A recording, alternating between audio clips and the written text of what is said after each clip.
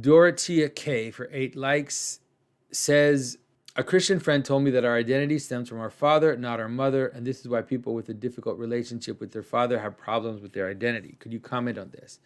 How is this connected with St. Paul speaking about the mother who was a slave and the mother who was free in regards to the children of Abraham?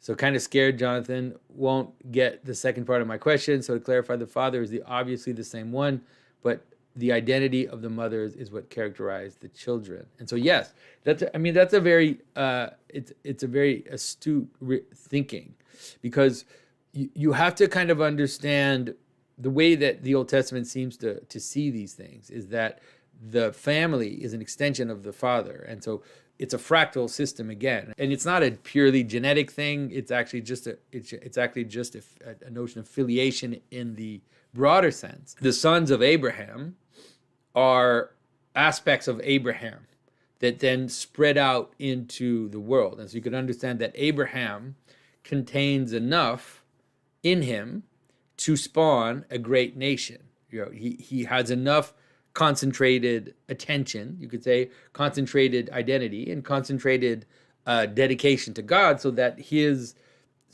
seed can be plentiful, and his identity can continue in that seed. And it's not just a question of having babies, because an anonymous man could have a bunch of babies, but they would not share his identity. Like, they would not participate in the continuation of his story, of his identity, of his memory. All of these things are important in understanding what it is I'm talking about. And so the best way to understand the second generation is to understand it as specification of the unity, the one identity. And that specification happens through, you could call it body, or it happens through particularization. And the particularization is what happens on the earth side. So you can imagine in the creation narrative, God says, let the earth create plants.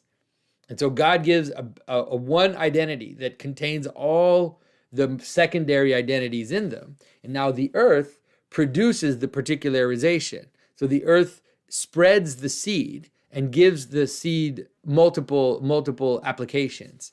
And so that is the way to understand the relationship between the generation. That's the idea, that it's like, because of the two mothers, then Abraham's children are very different from each other. And they even become hostile to each other because they are born of two different mothers. And so it's as if their particularization represents something in Abraham, which is in conflict, you could say.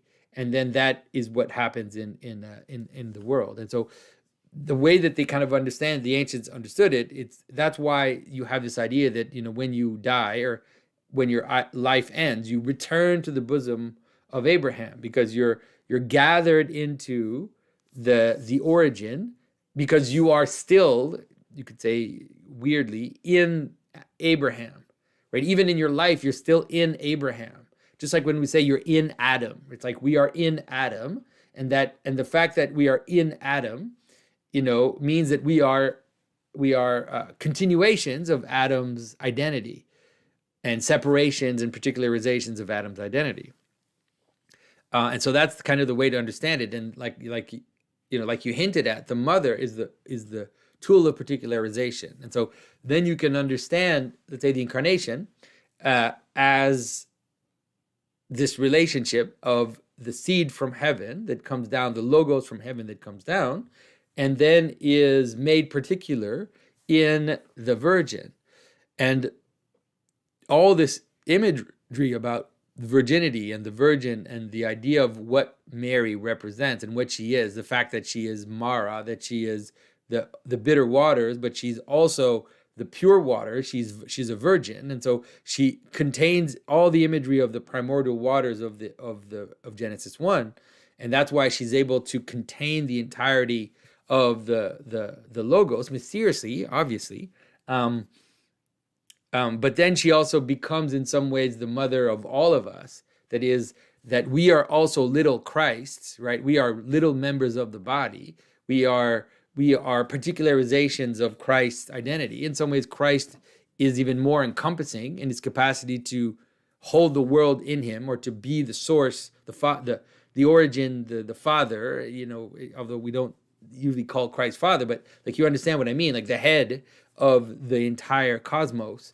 That's the way to understand that. And like your intuition about how the feminine is particularization. And this is, of course, really important to understand. It's like, so often you'll hear things like, or you'll hear in symbolic type thinkers, they'll say something like, the masculine is active, the feminine is passive. But it is more complicated than that. It's actually a trade-off of perspectives, which is that the masculine is active in the sense that the masculine gives identity, but the masculine is more passive in the implementation of the identity.